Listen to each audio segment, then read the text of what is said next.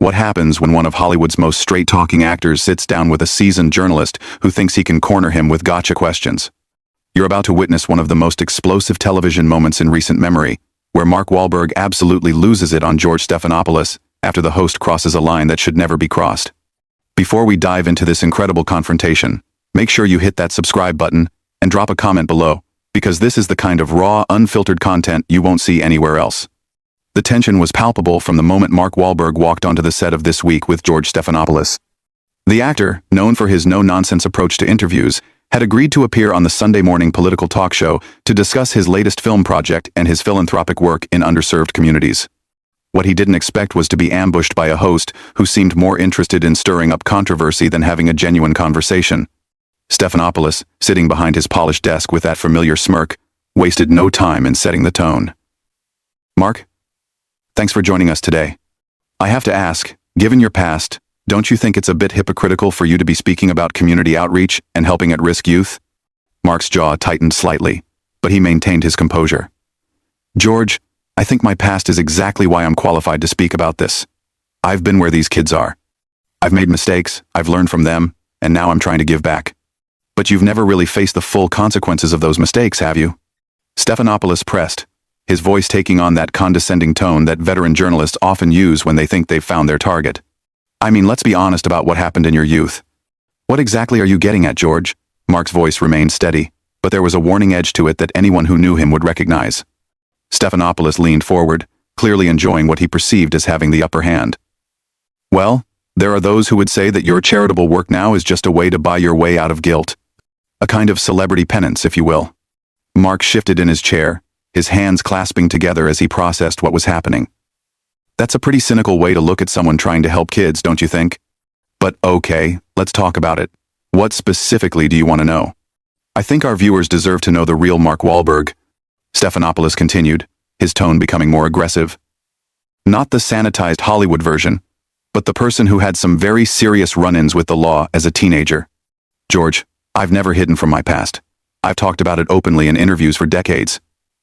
I was a troubled kid who made bad choices. I've taken responsibility for that, I've made amends where I could, and I've spent the last 25 years trying to be a better person and help others avoid the mistakes I made." But Stephanopoulos wasn't satisfied with that answer. He had clearly come prepared for battle, armed with what he thought were damning details that would make for compelling television. "But Mark, when you were 16, you were involved in some very serious incidents that many people would say deserve more than just an apology and some charity work." Mark's eyes narrowed. The temperature in the room seemed to drop several degrees. "What are you trying to say, George?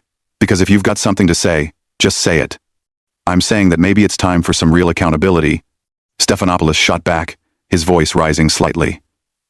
"Time to stop hiding behind your Hollywood success and your charity work, and actually face the music." "Face the music?" Mark's voice was dangerously quiet now.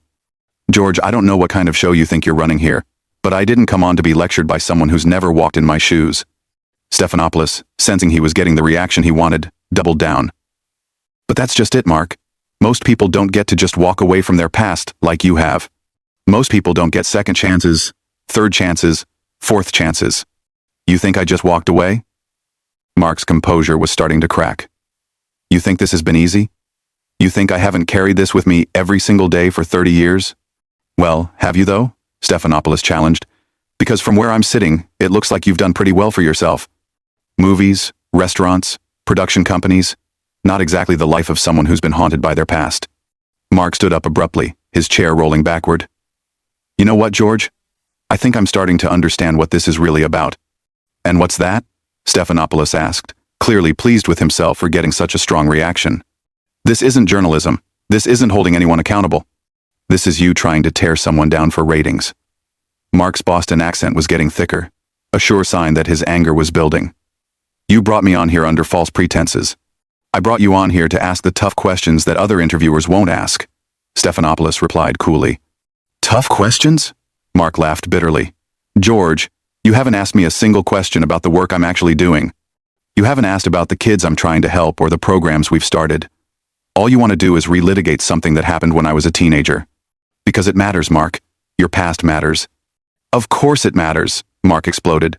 "But what matters more is what I've done with my life since then. What matters is the kids I'm helping now." What matters is the fact that I'm trying to prevent other kids from making the same mistakes I did. Stephanopoulos sensed he was losing control of the interview and decided to go for the kill. But Mark, don't you think those victims, the people you hurt, deserve more than just your charity work? Don't they deserve real justice? The studio fell completely silent. Even the camera operators seemed to hold their breath. Mark stared at Stephanopoulos for what felt like an eternity, his face cycling through a range of emotions: anger, hurt, disbelief. Finally, Mark spoke, his voice low and controlled, but with an unmistakable edge of fury. Real justice? George, let me tell you something about real justice. Real justice is when someone makes a mistake, owns up to it, serves their time, and then spends the rest of their life trying to make amends.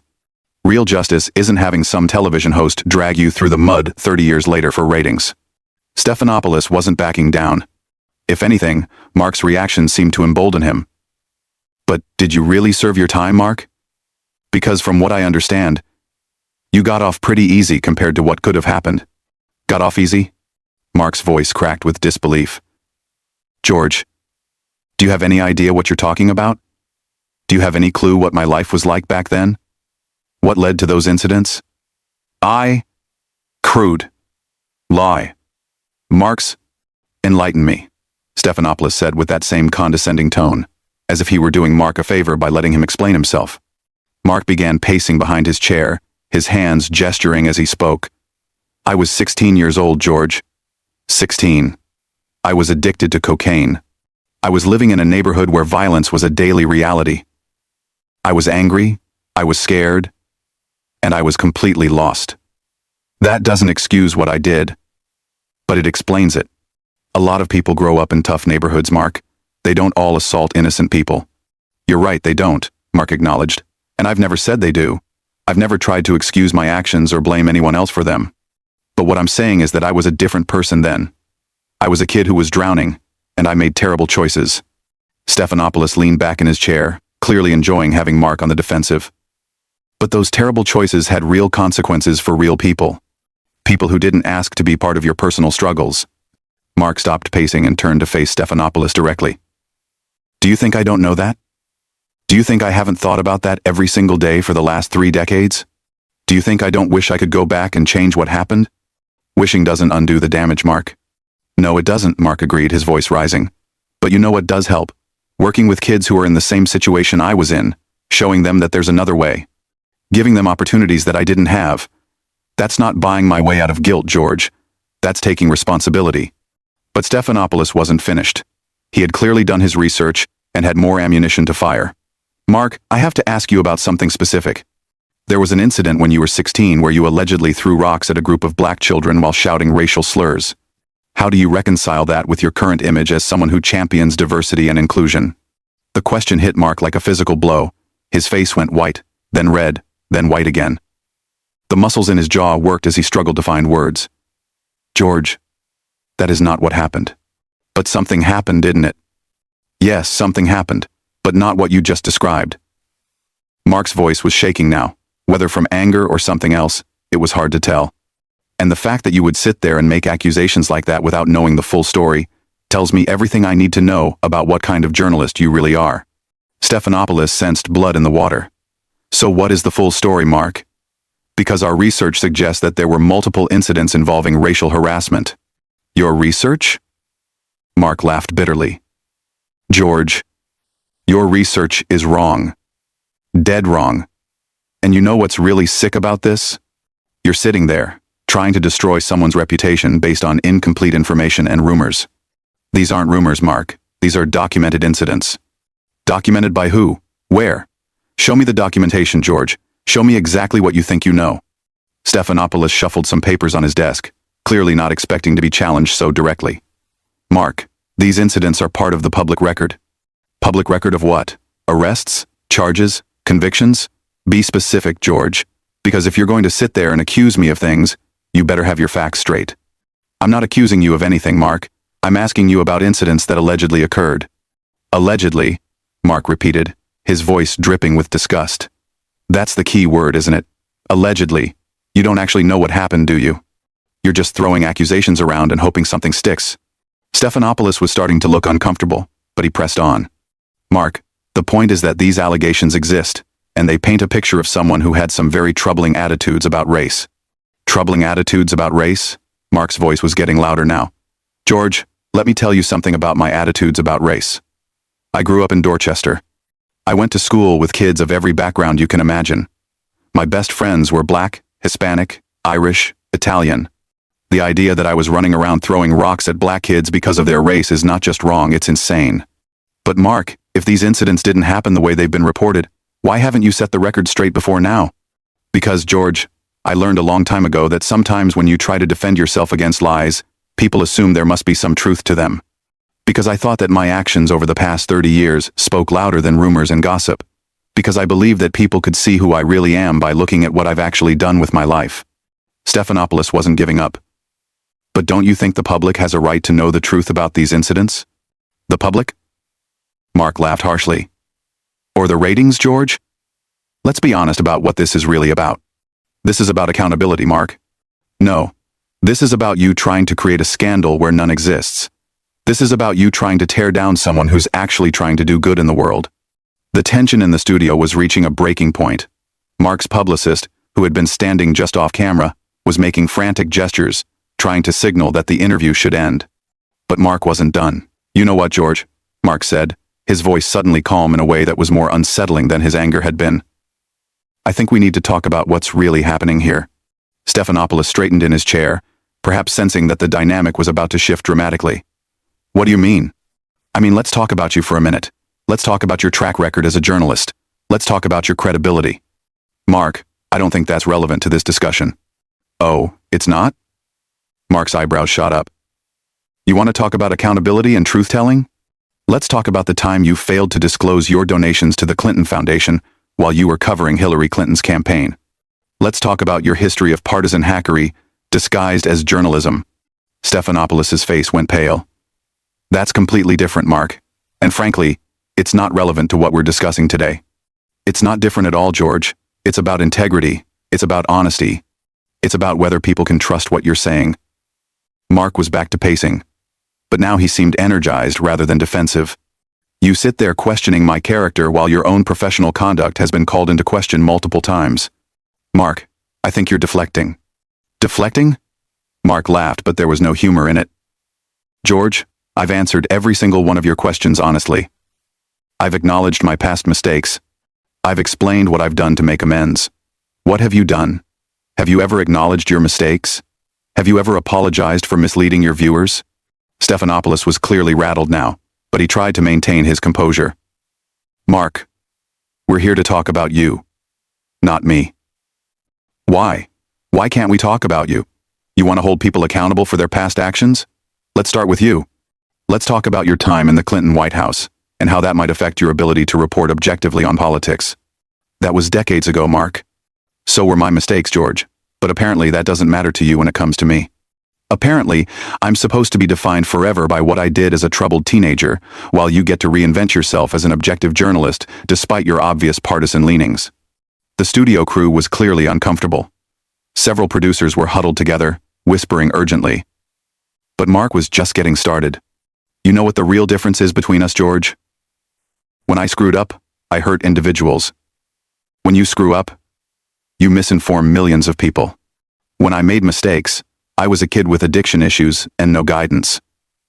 When you make mistakes, you're a grown man with every advantage in the world who should know better. Mark, I think we should wrap this up, Stephanopoulos said, clearly trying to regain control of the situation. Oh, now you want to wrap it up? When you were attacking me, you had all the time in the world. But now that I'm asking you some uncomfortable questions, suddenly we need to move on? The show has a time limit, Mark. The show has a time limit? Mark's voice was incredulous. George, you've been grilling me for 20 minutes about things that happened 30 years ago, but you can't spare 5 minutes to defend your own professional conduct? Stephanopoulos made the mistake of trying to regain the offensive. Mark, the difference is that I'm not the one being interviewed here. You are. And you're the one with the troubling past that needs to be addressed. That was the final straw. Mark stopped pacing and turned to face Stephanopoulos with a look of such intensity that the host actually leaned back in his chair. You can't say that, Mark said, his voice deadly quiet. I can't say what? You can't say that my past is more troubling than yours when you've spent your entire career misleading people. You can't sit there in judgment of me when you're no better than anyone else. And you certainly can't pretend that this ambush interview has anything to do with journalism or accountability. Mark, I think you're overreacting. Overreacting? Mark's voice exploded across the studio. Overreacting? George, you invited me on your show under false pretenses. You've spent the entire time trying to character assassinate me based on incomplete information and outright lies. You've ignored everything positive I've done with my life and focused solely on trying to destroy my reputation. And when I point out your own professional failings, suddenly I'm overreacting? Stephanopoulos was clearly in over his head now. Mark, I understand you're upset, but nothing, George. There is no but. You crossed a line today. You went from being a journalist to being a hitman. And the worst part is, you don't even have the integrity to own up to it. I was doing my job, Mark. Your job? Mark laughed bitterly. George, your job is supposed to be informing the public, not destroying people for entertainment. Your job is supposed to be seeking truth, not spreading innuendo and half-truths. Your job is supposed to be holding powerful people accountable, not ambushing guests who are trying to do good in the world. The studio had gone completely silent except for Mark's voice, which was now filled with a righteous anger that was impossible to ignore. You know what, George? I came here today to talk about helping kids. I came here to discuss programs that are actually making a difference in people's lives. I came here because I thought maybe, just maybe, we could have a real conversation about real issues. Instead, I got ambushed by someone who cares more about ratings than truth, more about controversy than journalism. Mark walked over to his chair and grabbed his jacket. I'm done here, George, and I want everyone watching to understand what they just witnessed. This wasn't journalism. This was a hit job. This was someone with his own credibility issues trying to tear down someone else to make himself feel better. As Mark headed toward the studio exit, Stephanopoulos made one final desperate attempt to salvage the interview. Mark, if you walk out now, people are going to think you have something to hide. Mark stopped and turned around one last time. George, the only thing I have to hide is my disappointment in what journalism has become. The only thing I'm ashamed of is that I believed you when you said you wanted to have a serious conversation about serious issues. And with that, Mark Wahlberg walked off the set of This Week, leaving George Stephanopoulos sitting alone at his desk, looking like a man who had just realized he'd bitten off far more than he could chew. What did you think of this explosive confrontation? Have you ever seen an interview go this wrong this fast? Drop a comment below and let me know your thoughts. And don't forget to hit that subscribe button for more incredible moments like this one. What other celebrity interview would you like to see me break down next?